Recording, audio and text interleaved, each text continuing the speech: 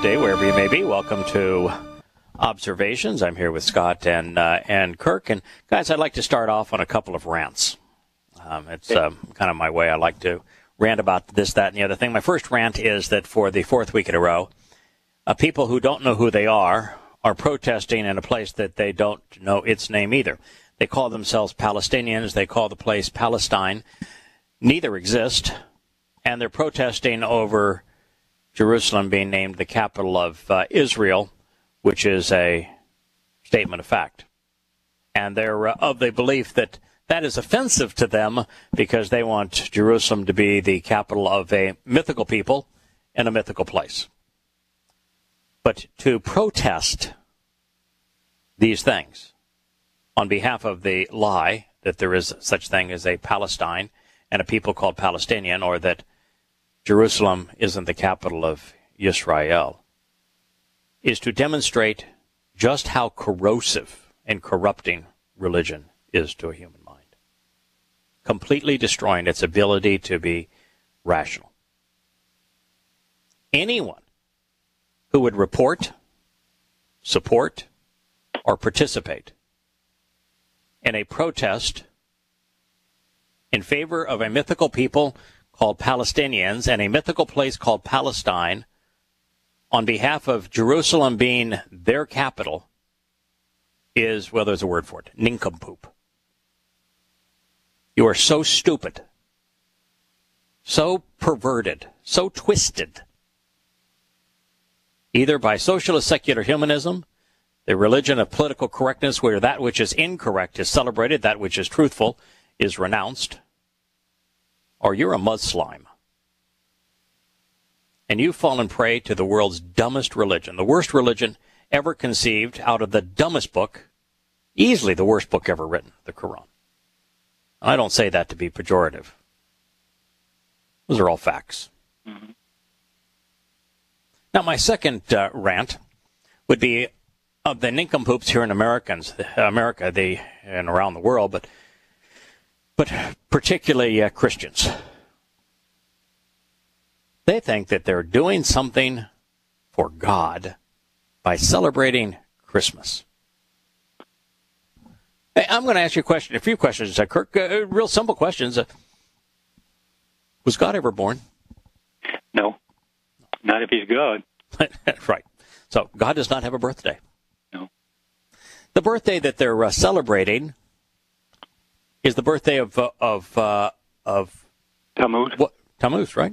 Tammuz was the first one to be born on the winter solstice. He was the son of the sun. The claim was that the god, the sun, called the Lord, impregnated Mother Earth in the form of Semiramis. At the time, she became known as Astarte and then Ishtar, the basis of the Christian Easter. Mm-hmm. On the Sunday closest to the vernal equinox, which is now celebrated as Easter Sunday, and then 9 months later, which would be December 25th, the winter solstice is when the son of the sun was born. So Cyrus's birthday. It is Bacchus's birthday. It is Dionysus's birthday. Clue, folks. What you're doing is purely pagan. And not only has no basis with God, God finds it disgusting, repulsive. And anybody who is celebrating Christmas and Easter and worshiping on Sundays and is calling themselves Christian will be destroyed by God upon his return. You will not survive his return. He despises you. He finds what you're doing to be perverted and disgusting. Now, you don't think so? Then translate the book of Yahowah, Isaiah. It's written to you. And it is unequivocal. You know, I'm in a section right now, Kirk and Yahowah, where Yahowah begins the 14th chapter of Yahowah with a profound statement, a statement that dear Christian, you're lugging this around in your Bible. You ought to read it sometime because this one statement completely destroys your religion. God says, the last days, on my return, I'm going to choose Yisrael because I love them. I am choosing Yisrael. Not choosing Goyim. Not choosing a church. I am choosing Yisrael. I'm going to demonstrate my love and my mercy to Yisrael and only to Yisrael. Which means your Gentile church did not replace Yisrael. It's black and white. I prefer, I will choose Yisrael because I love Yisrael. He is the one and only God. He doesn't care at all for your church. In fact, he despises it. The very people you hate, he loves. Isn't that sobering? Remarkable? Yeah. You know what follows is something I found very uncomfortable to translate. Mm-hmm. And it's at the end of it, it says that this is a parable, so it may be be used as an example to teach a lesson, but it's pretty vivid. Mm-hmm. And so I'm inclined to think it's a true story, and there is some poetic justice to the whole thing. Do you know what's going to happen to every world leader? Incarcerated. Well, they'll eventually end up. He says every world leader is going to Sheol. In fact, he even says that all world leaders. He said that Sheol is very excited to welcome you. Sheol is hell, and it's very clear. It's every world leader. All means all. That's what all means, and it's cold in Hebrew. All. Mm-hmm. Every world leader is going to Sheol. Wow. But that part didn't bother me at all. But during the millennial Shabbat, there was going to be slaves. Really? All the people that oppressed God's chosen people, that oppressed and abused those he loved, are going to serve as slaves. They're going to do the menial jobs during the millennial Shabbat. Turnabout's fair play, man. They oppressed and enslaved Jews. Well, they're going to be turned into domestic servants. There is something, though, somehow poetic about seeing the Pope in a sanitation engineer's uniform down on his knees scrubbing a public latrine. There's something poetic about having an Islamic jihadist willing to strap a suicide bomb to his back and wield a knife mutilating Jewish women and children in service of his wannabe God, having to sweep their floors and carry out their trash. And that's the way it's going to be. Now, that may sound uncomfortable to modern sensibilities, but it defines love. Mm-hmm. If you try to create a family or a community and you forget the two essential rules, the equation that makes a loving, productive, and healthy family or community possible, if you forget either one of the two, you have no chance of prevailing. God hasn't forgotten either one of the two. You know what the two are? They're really simple. You have to encourage and reward behavior that is productive and nurturing. And have a consequence for that. And beneficial. So you've got to reward and encourage behavior that is beneficial and nurturing.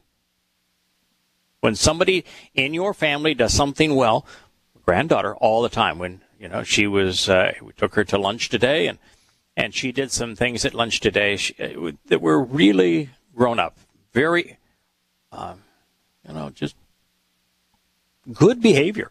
We applauded her for it. We told her how wonderful it was. We, gave her another crayon out of the box and another sticker out of the book and rewarded the behavior. We encouraged it. We acknowledged it. We rewarded it. But there's another half of that equation. If you genuinely love, you have to discourage, you have to scorn, and you have to punish bad behavior, that which is counterproductive and abusive. And so the whole idea of compelling those that abused Yisrael to serve as slaves for Yisrael for 1,000 years fits into the proper definition of what it is to create a loving and productive family. Mm-hmm. And it dawned on me as I was writing this too, because I think we're a lot alike in this regard. Probably Scott too. Is that we all like work? Yeah, I like work. I enjoy it. I work every day on these translations and analysis. I like work. Even when I was working, I liked work. Work is something that gives you a sense of value, character, productivity, sense of worth. And so I like it. I don't want servants. I'd rather do it myself. You know, to have a caddy. I don't even have a problem carrying my own clothes. My knee is not what it used to be, so I'm having a little trouble with playing golf these days. I've only really had a caddy in two places, and both of those places are just extraordinary. Old Head in Ireland and Pebble Beach golf course are the only two places, and it's either golf cart or a caddy in those places. And I just thought, why not do that the caddy experience once, and it was marvelous. But I liked it. I like work. So I'd rather not have these scumbags around. Mm-hmm. But unless God makes an example and says, I just want you to know, I want those that I love to know that when they were abused, I cared. And that when you cried out to me and said, somebody has got to hold these disgusting people accountable, I heard you. And it's right. And also keep in mind that for those that will be slaves in Yisrael for the 1,000 years, it's a tremendous reprieve. It's a pardon, if you will. Not really a pardon in the sense of they're going to end up in Sheol, but they've got 1,000 years before they go. Oh, the ultimate, yeah. Yeah. So they're going to be treated vastly better during that 1,000 years than what they're going to endure thereafter. And it's kind of fair play for them to have seen what they're going to forego. Mm-hmm. Didn't you find it interesting during the Exodus when they're coming out of Mitzrayim and Yahowah makes them pay all the back wages? I thought that was cool. Yeah. This guy has a great sense of humor. Or a great sense of balance. Yeah, they're going to give you all of those jewels and precious stones and and all that sort of thing. It's their way of squaring the equation of saying, we made you work as slaves. That's not appropriate. You deserve to go away with the parting gifts. Parting gifts, and so we're going to give them to you, even though it's been a rough go here, and it's going to get rougher. Might as well give it to them because the Amalekites would have stolen it anyway, wouldn't they? That's true. So those are my two rants. You just have to be a mental midget, an absolute religious moron. Well, to celebrate can I Christmas. throw one little thing in? Yeah. Terry found some articles, and I was just glancing over them a little while ago. On December the 12th, the U.S. and Israelis signed an agreement kind of under the microscope. I mean, kind of under the... behind the curtains, under the rug? Yeah. Along, also included Saudi Arabia and some of it, preparing for the war with Iran, where they had a lot to do with them declaring Jerusalem, according to these two writers, Jerusalem as the capital of Israel. And it's like a scenario where they really, really, really want to fight with Iran. And but it's Russian backed, and they think, according to these writers, they think they can move on to China and on to North Korea. I mean, these people have all these scenarios ready to go. It's like right before us. I mean, they're doing it because of Iran's nuclear path, and also the connection that Iran has with Hezbollah and Syria. So everything Yahowah writes, I mean, you see in the news, and these stupid Americans and political Israel, and why they're in bed with Saudi Arabia, they always seem to be in bed with Saudi Arabia, it just blows me away. I mean, my God, you people are insane. Yeah, I have not read that. I hope it's not true. That the United States is somehow involving Israel and partnering with Saudi Arabia. Mm-hmm. In a war against Iran. Yeah. It's as stupid as a war against North Korea. It's as stupid as a war against Russia. Russia or China. I mean, are you crazy? I had a conversation with my son last night, and we were in agreement that there literally is no way to win a war. Mm-hmm. The only two ways that you could technically win a war today is to do what was done in Fallujah and Homs and Mosul and Aleppo. I mean, wipe out everything? You wipe out everything. Yeah. That ends it. Those, Mosul had 1 million people in it. It's uninhabitable. It's a graveyard. So you just wipe them out. And there's a lot of people that are just stupid that said, well, we could just nuke them, wipe them out. Well, what happens is that you get something far worse. You get the migration of millions of people who bring the disease that caused the war in the first place to metastasize like a cancer all around the world. Oh, yeah, that's what happened. And so that's a far worse scenario. The other is that you can use terror, like the northern states did against the South in the Civil War. You make war unsustainable, like the United States did on Japan and on Germany, or the Indians. Or on the Native American peoples. Is that you firebomb them or you terrorize them such that continuing to fight is impossible because of the civilian cost of the terror that's being perpetrated upon them. But the problem with using terror is that you become a terrorist. Mm-hmm. You lose the moral high ground. And by using terror, like when the United States dropped napalm and Agent Orange on Vietnam, when you use terror tactics, you manufacture more enemy than you kill. And you just simply create your next war. So there is no way to prevail in a war. None. And we lost in Iraq. We lost in Afghanistan. We lost in Libya. We're losing in Syria, and we'll lose that war. Mm-hmm. At the cost of trillions of dollars, bankrupting the country, and that's small potatoes compared to the cost of losing in Iran. And the United States can't win in Iran. Part of the problem is that this idea that you can wage war through shock and awe and you can bomb people into submission is not true. You can break the government, you can break the infrastructure of the country, but then you have to pay to rebuild it. And then the people that come into power are almost always worse than the ones that were there previously.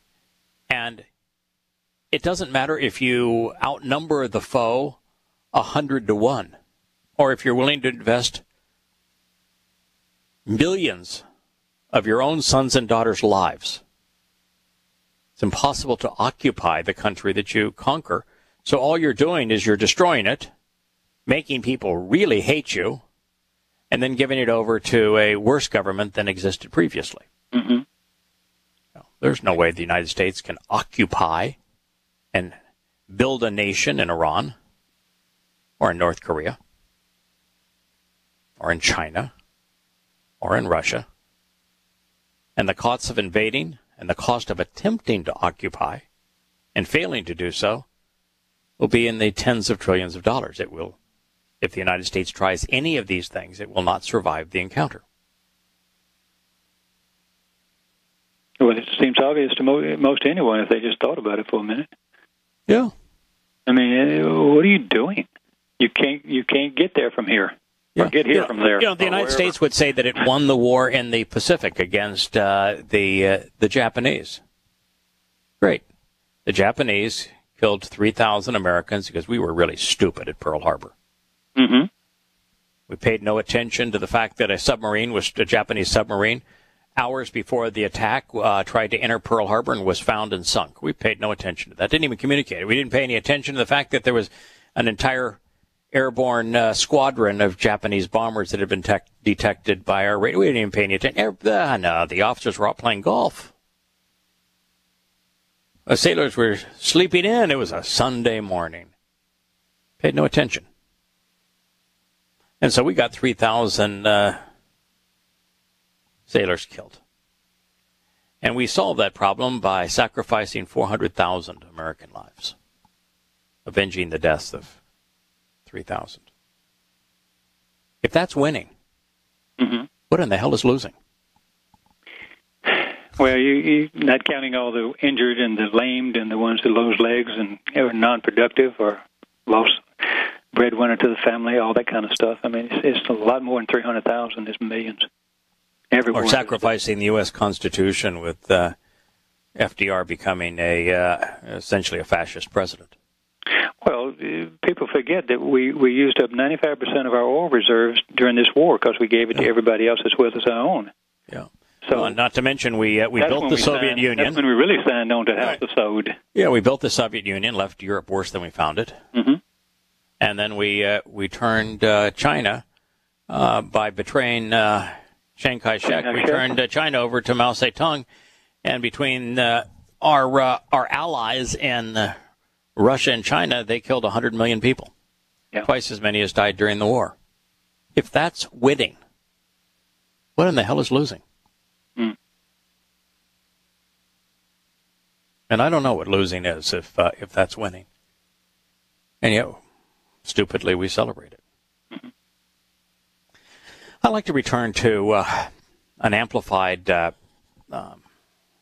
version of Bereshith in the beginning, Genesis 6:17. We were studying the story of Noah and how it applied to us today, and this really drives to the heart of the story. And then we'll move on from here. Bereshith in the beginning, Genesis 6:17 reads as follows. It begins with henna. A really important word, henna. It's just translated behold, and people just kind of overlook it. But henna is it's got two hays in it. The hay is a person standing up, looking up to God. The middle letter depicts a sperm. So it is a child being born to two people looking up and reaching up to God. Henna is the depiction of a human family that's paying attention to God. Male and female. Male and female. Yeah, the last hay is a woman, a mother, and the first hay is a man, the father. Now, look up and pay very close attention to me. Wa Annie Henna. Therefore, behold, here I am. Stand up. Look up. Reach up to me. In addition, listen carefully to me and to this narrative, considering every detail being especially cognizant of the context, here and now, at the present time, recognizing that this point is emphasized to provide an important contrast. I, myself, am going to return and bring accordingly the flood. The flood of waters upon this region to devastate and destroy the corruption of every human prone to preaching, in whom is a living spirit from beneath the spiritual realm. All who are in the region will pass away. Beyond henna, there's some very interesting terms here. The first, the verb, I myself am going to return and bring, is bow. This is not the only time that God has returned. No, he was here in the garden with Adam. Mm-hmm. So he's going to return to restore the earth. He's going to do so with water because water is the universal solvent. Mm-hmm. Cleansing. Yeah. Cleansing. It's upon the Eretz. Eretz can be translated earth, but it doesn't mean the planet. It means region, land, or material realm. The purpose of it was to devastate and destroy the corruption, shakat, to negate. Every time I see this, I just like it. It's slime pit. Yeah. It's the longer I have engaged. Yeah, it's slime pit. The longer I have engaged translating Yahowah's word and thinking about who he is and what he's offering and what he's asking of us and what he likes and what he doesn't like, my proclivities, my preferences have come to mirror his. So I'll find myself writing something as a parable or as an example to illustrate a point and say, you ought to look at it this way. Like, the Christian New Testament is a slime pit. The words in it are like reptilian discharge that are being analyzed in a swamp. and then I'll translate something God says, and he refers to human corruption as a putrid slime pit. It's just a perfect metaphor to describe these things. Human incarceration in a lifeless dungeon and the decay leading to death and destruction in Sheol. Every human prone to preaching. You and I talked about this last week. This word is bashar. So, and your English Bible is going to translate that all flesh. Does God have anything against flesh? no, sir. No. In fact, the criticism of that which is flesh, of that which is material, comes from the most popular religion circa maybe 200 BCE to around 200 CE. For 400 years, there was the equivalent of socialist secular humanism's political correctness, and it was called Gnosticism. And it was embraced by the enlightened, the progressives. And what they basically said is that, that conservative values and in human achievement and that which is of the flesh is inferior to the great enlightenment of the spirit. Pauline Christianity is based on Gnosticism. This antagonism towards the flesh and this love of that which is faith and spirit and nebulous. What did Yahowah say when he created plant and animal life? He said it was good. He liked it. It was good. He liked it. Great stuff. Right. Does he have anything against animals? Not a bit. He likes them. He likes them. Yeah, not a bit. So, to translate bashar, all flesh, is just stupid. Mm-hmm. And it's not even the primary definition of the word. It's the secondary definition of the word. Why would you go to the secondary definition of the word when it makes no sense, when the primary definition of the word is perfectly consistent with the concept of corruption? Maybe to twist. Yeah, animals aren't corrupt, agenda? by the way. Yeah, animals aren't corrupt. No such thing as a corrupt animal. Mm. They do what they do. Yeah. Part of nature. They kill to eat. Well, and some don't even do that, you know. Yeah. Well, I guess if you're a cow or a lamb, you're killing the grass. Yeah. But it's a circle of life.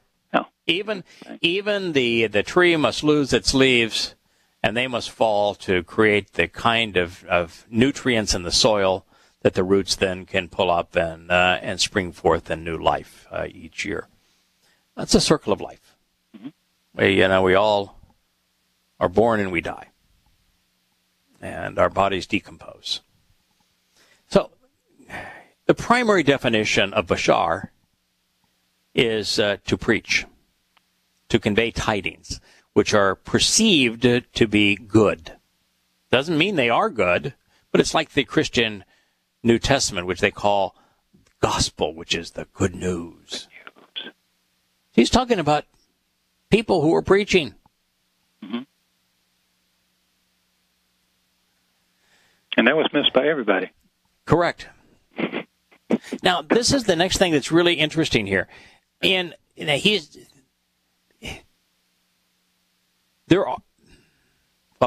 guess it's supposedly possible that a demonic spirit can occupy an animal other than a human, and humans are animals. I mean, there's the couple of examples in the Christian New Testament of exorcising demons from pigs and only for a few moments. They couldn't. Yeah, only for a few moments. Not a permanent deal. Right, not a permanent deal. And I don't even know why those stories are there. Yeah, who knows? It's not. I'm not fond of anything in the Christian New Testament. I really don't get much beyond the core of what is recorded in Matthew anyway. Yeah. But because he was at least an eyewitness. But this says Ruach Chaim. Now, Chaim is the plural of Che, which is life. But Ruach is spirit. Mm-hmm. The spiritual beings are like the Malach. Mm-hmm. We're not a spiritual being. We can become spiritual in one of two ways. We can be born anew from above by our spiritual mother, the set-apart spirit, and become part of Yahowah's covenant family. And then that spirit is not ours, it is Yahowah's, but it unites us with him, perfects us, nurtures us, enlightens us, teaches us. At this very moment, there were only 8 such individuals on the planet. And none of them were being destroyed because none of them were corrupt. Mm-hmm. But there is another spirit. And that is the spirits associated with the fallen Malach. They're made exactly like the productive Malach who serve Yahowah, except there was a flaw in their programming, and they united with Hasatan, the adversary, and they can and do possess people. And in this particular region of Mesopotamia, and most of this region would have been from maybe as far south as Ur, but the earliest civilizations of humankind, we don't talk much about them because we just don't know much about them. They didn't write. But the earliest civilization, the place that God is specifically talking about, is around the shores of the Black Sea back at the time that the Black Sea was fresh water. Yeah, Turkish. Yeah. Along the shore, it'd be far, far eastern Turkey, but that whole area around the Black Sea. That was before the Bosphorus Straits were even opened, and that was before the the water level of the Black Sea rose 500 feet and turned to salt. That is where the civilizations are that are specifically being talked about here. And that is where Adam and Yahowah left the garden. That's why when God says, I'm going to put a sign on them that tells the people out there, leave them alone. Don't harm them. This is where the people were living at that time. And then as they began, Adam, Yahowah, and Cain, to marry with and have relations with the humans outside of the garden, they created humans with a nasama. They passed on their conscience. Mm-hmm. And many of these individuals, based on this testimony, became demon-possessed. So the people he's trying to wipe out are demon-possessed. That's what this says. Mm-hmm. Whom there is a living spirit, Ruach Chaim. So Hasatan and his boys were having a heck of a time right there early on trying to turn creation against God. Yeah, to ruin the whole thing. And that's really gets to the heart of who Satan is and what he wants. What he wants is that when Yahowah started spending all of this time with his new creation, with Adam, whom he gave an asama, a conscience, the ability to be judgmental, to exercise good judgment, to be discerning, to think, and free will, which is something that the Malak do not have. Yahowah engaged in a relationship with Adam and spent lots of time and was thrilled with that relationship. And old Hasatan, who was one of the big three Malak at the time, mm-hmm. resented it. And so he says, I'll be like God. I can do a better job than this. I'm more important than they are. And the way that he wanted to get back at God was to destroy, was to corrupt his creation, to get the creation to worship this misprogrammed implement. So Satan became the god of religion. He is Jesus Christ. He is the Lord. He is Allah. He is Shiva. Mm-hmm. He is Buddha. He is Confucius. He is the object of human devotion. And that's how he has positioned himself. So that's what God is trying to eliminate, and it's in the region, and it says that all will pass away. Now, the spirits can't pass away. No. But the people that they had possessed will pass away. The 6:18 reads, "Then I will take a stand, establishing my covenant with you, and you will come to and enter and be included within the ark, you and your sons, your wife, and your sons' wives with you." What had to happen before God could establish his covenant with Noah? Evil people, religion, mm-hmm. politics had to be removed. You can't engage in a covenant relationship with God until such time as you disassociate with those things.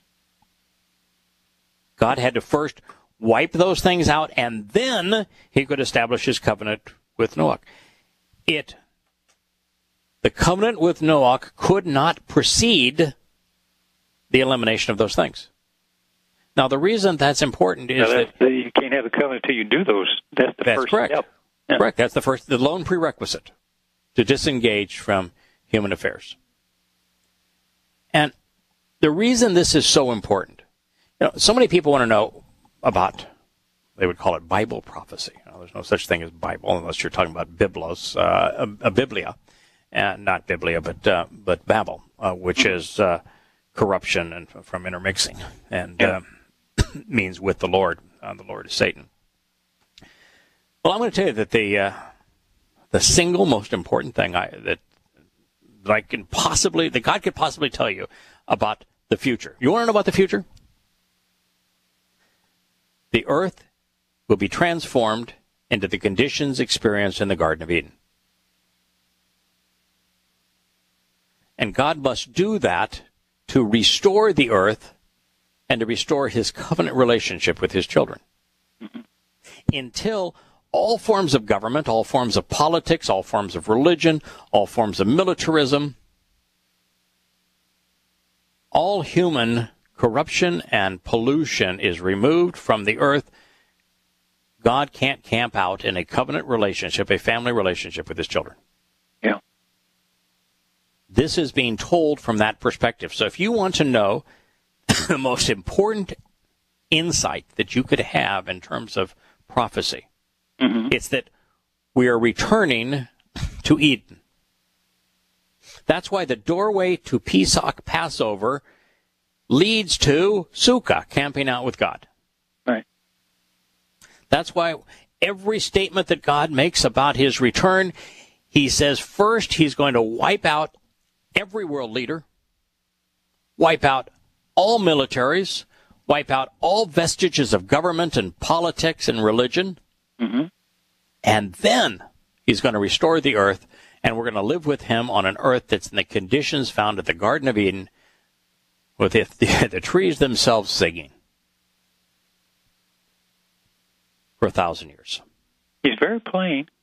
I mean, I'm not trying to be trite, but I mean, first statement, you can't have other gods with me, be in my presence. I mean, it just goes on and on and on. He's very clear about it. Walk away. But that's the single most important insight that I could give anyone in terms of what's going to happen.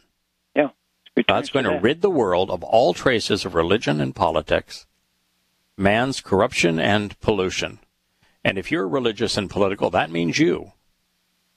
And then he's going to restore the entire earth such that it exemplifies the conditions found in the Garden of Eden. And then he's going to live here with his family for 1,000 years. That's the single most important bit of prophecy. And that's what's being told in this story. And the way it's being told here is to reinforce that. Then I will make a stand, establishing my covenant. He didn't say the first of 3 covenants. He didn't say the first of 6 covenants. He didn't say the old covenant. No, he didn't even say the oldest covenant. He has one family, one covenant. Bereth, which is the Hebrew word for familial covenant relationship, is always singular. Even when God says, I'm going to renew it and restore it. And by the way, that's what renew and restore means. We're going to go back to the conditions found at Eden. I'm going to renew the earth. I'm going to restore it to those conditions. And I'm going to renew and restore the original covenant such that it is observed and celebrated the way it was intended. Always singular. There is no renewed covenant. There is no New Testament. Then I will take a stand and establish my covenant with you. And you will come and enter and be included in the ark. What was necessary for Noah and his wife and sons and their wives to enter the ark? There was a prerequisite for them entering the ark, wasn't there? Well, let's see. They had to agree to the terms and conditions of the covenant. They absolutely did, and they had to listen to what God had to say and then do what he asked. And that's how you participate in the covenant now. You have to listen to what God has to say about it. He provides instructions, and then you have to accept them and act upon them. If you don't know what they are, you can't accept them. If you don't act upon them, it doesn't make any difference whatsoever, even if you know what they are. Yeah, that's true. Absolutely. The first statement we found about Noah What was he doing? He was walking apart. Walking away. Right. Alone. Right. Exactly the same thing we learn about Abraham. Man, he was 500 miles away from Ur, maybe more than that. He a long way away from Ur in Babylon. Moshe was a long way away from Egypt. Yeah. You know, Dowd wasn't found in the midst of the Israeli army. No. He wasn't sitting there at Saul's side, engaged in Israeli politics. He was out pasturing some sheep, some isolated pasture up there. They didn't even know where he was. No, they didn't even know he was looking for him. They said, well, No. we have him. We still have one other boy. Yeah, I know you're not even interested, but there is another one. This little kid out there that's Dowd. That's not involved in any of this. Yeah. Set apart from it all.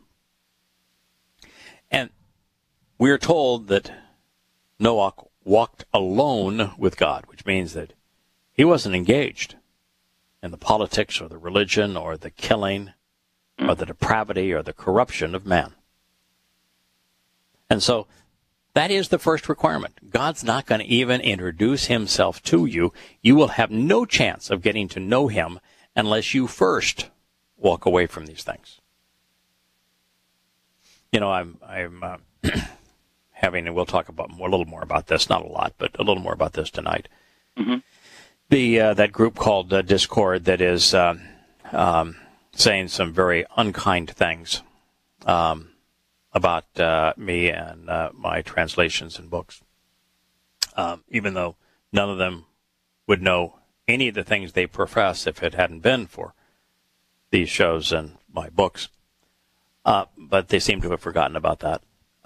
They're of the belief that we really should be loving and happy and accepting and just get along with everybody.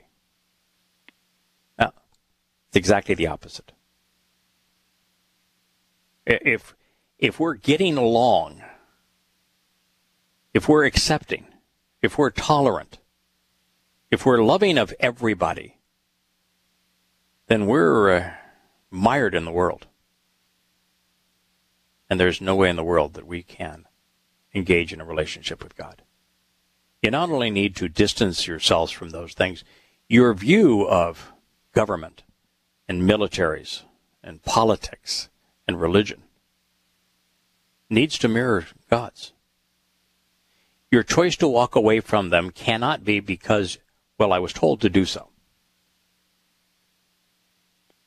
It needs to be because I wanted to do so, because I realized those things are dishonest, counterproductive, that ultimately they will fail me.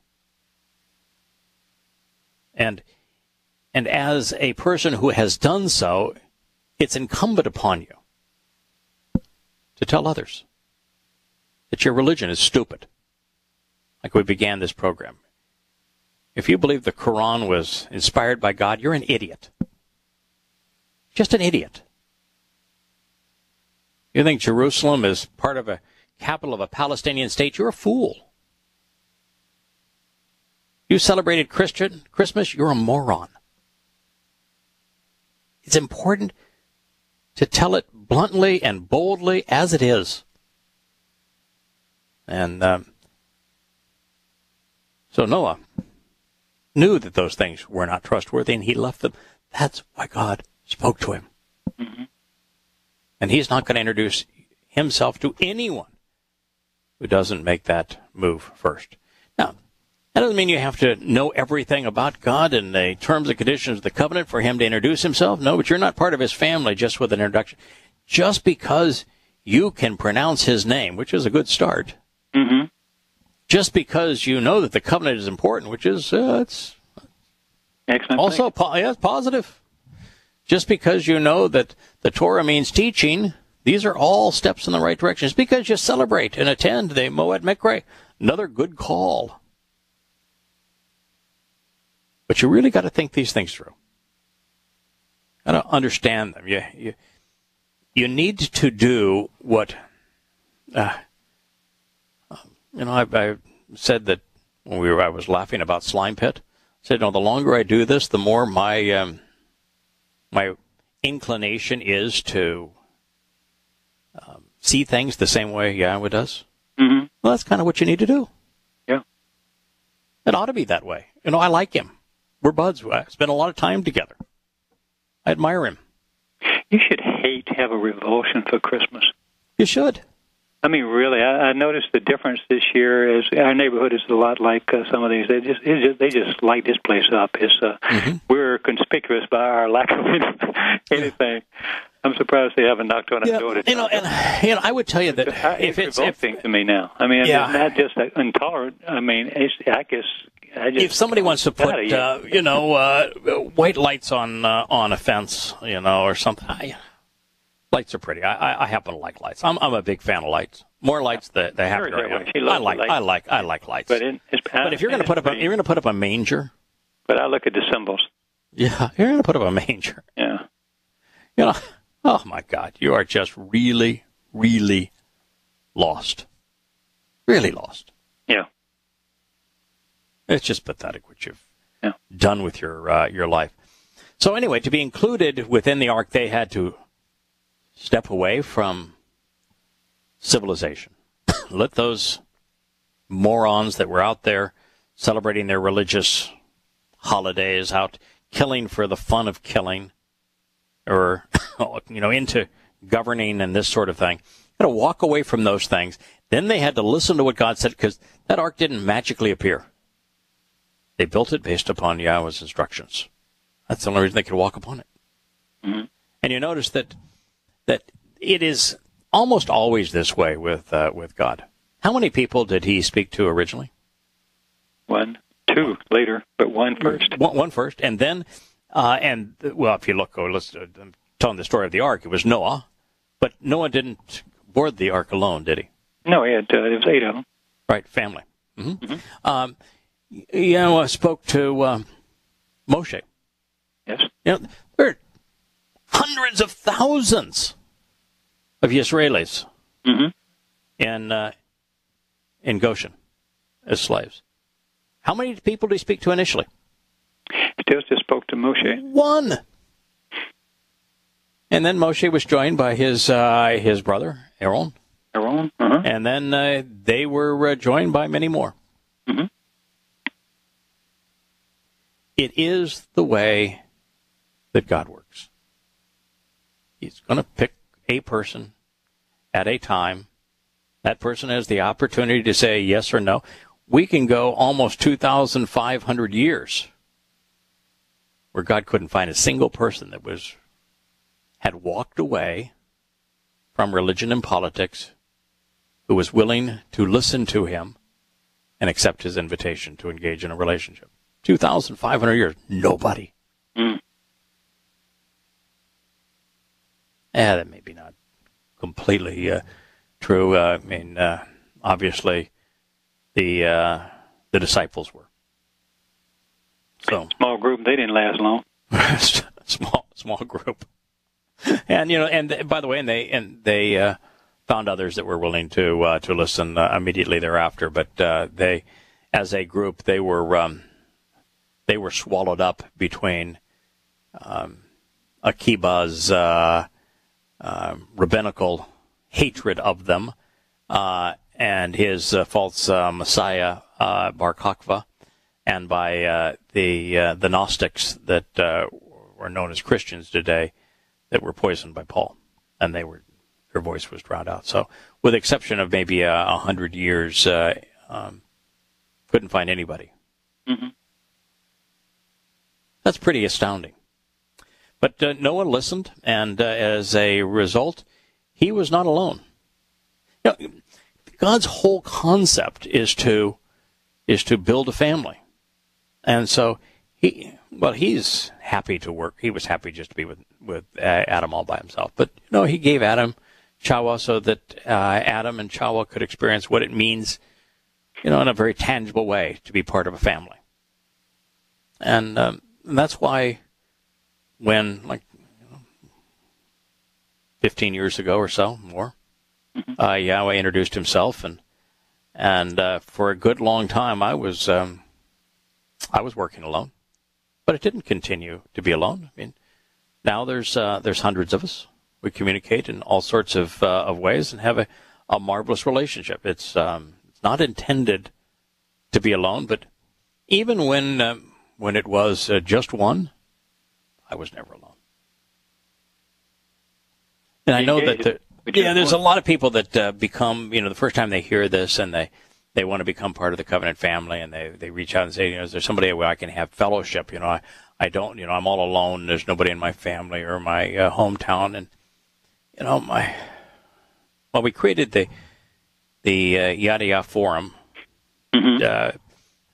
for that purpose, so people could talk about the issues and try to understand the Torah, prophets, and Psalms better. And just a community forum for the family. I don't want to sound cold here, and I know this is one of the big criticisms that people have of me, because I don't engage in any of the social forums. There's been a lot of social forums that are around this site, most of which have gone wacko crazy, and we've had to disassociate ourselves with them. But I've never participated in any of them. How many times have we talked on the phone, Kirk, apart from this program? I don't think we do. I wouldn't know your number if I had to find it. Yeah, never. You know that I exchange emails with Jackie, who does the edits of this program, the edits of the text of the things I've written. You know how many times I've talked to her on the telephone? Probably the same number as mine. Right. Me. Yeah. How often have I visited you in person? You haven't, because you get to play golf with me. Yeah, that's right. We'd go out and play. I'm going to spend an eternity with you. That's all right. We got plenty of time. I don't have a need. I really don't even have a desire for that. My covenant relationship is primarily one-on-one with Yahowah. Do I like sharing what we do and learn together? You must. Absolutely, I do. Okay. But I don't have this need for fellowship, and I just am really uncomfortable in social media settings. I don't know how to find you. I mean, I'm not a computer person at all. So, I mean, it's only 5 years ago I got on the computer and learned how to open this thing up so I could read it. I mean, it ain't my. I think you have to be brought up with that stuff. You're an analog guy in a digital world. Pretty much. I've actually started and run two computer-oriented, internet-based companies. So, I'm a little more comfortable in the digital world, but I don't like that kind of thing. I'm happy to exchange emails with people and happy to do this show, but I guess I find, we talked about this, the idea of perfect and complete before the show. I'm really comfortable in my relationship with Yah. Something happened to me a little less than a week ago that I don't think it's ever happened to me before. It was my family was gathered inside, and it was snowing outside. It was a beautiful evening. It was snowing outside, and I just walked outside, and I looked at the snow coming down, and God says, "I'm really pleased. I'm proud of what we're doing together. I'm pleased with all of it." I never heard that before. Didn't ask for it. Well, I had a sense that, he was happy with what we were doing. We've accomplished a lot. We've had a lot of fun together. We've learned a lot. Oh, yeah. He hasn't learned much, but I've learned a lot. And, but, that's the whole purpose of this kind of relationship. It's been a joy, and it's been productive, and it's been fun, and I've enjoyed his participation, contribution, partnership. But just walked outside, and this beautiful snow, and his voice just resonated in me. I'm really pleased with everything we're doing. What more do you need than that? What more could you want than that? That'll do it.